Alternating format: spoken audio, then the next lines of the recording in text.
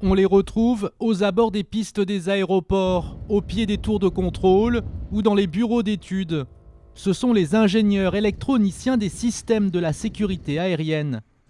Leur mission, permettre aux avions de voler d'un point A à un point B en toute sécurité, 24 heures sur 24. Il a la charge de garantir à tout moment que les systèmes, ce sont évidemment des stations radars, des systèmes radio, des systèmes de surveillance, des systèmes d'échange de données, fonctionnent, rendent les services et ne sont pas défaillants. Donc il est responsable de cette maintenance, mais aussi de l'installation des systèmes et aussi de la conception, en tout cas de participer à la conception de ces systèmes. À l'image de Fabien Bétouré, ingénieur au sein du bureau d'études en charge des évolutions du système de navigation aérienne français. Pour arriver à ce poste, il a suivi la formation proposée par l'ENAC. Il en manque un peu, encore. Il n'est pas encore à zéro. Une formation rémunérée à laquelle on accède par un concours d'entrée.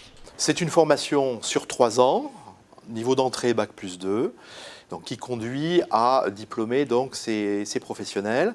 Donc elle est donc composée en 2 années passées à l'ENAC et 1 année sur site d'approfondissement et de prise en main et de prise de compétences.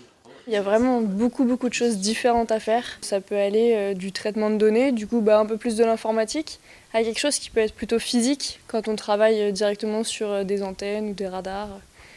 Et tout ça, c'est un peu la face cachée des aéroports.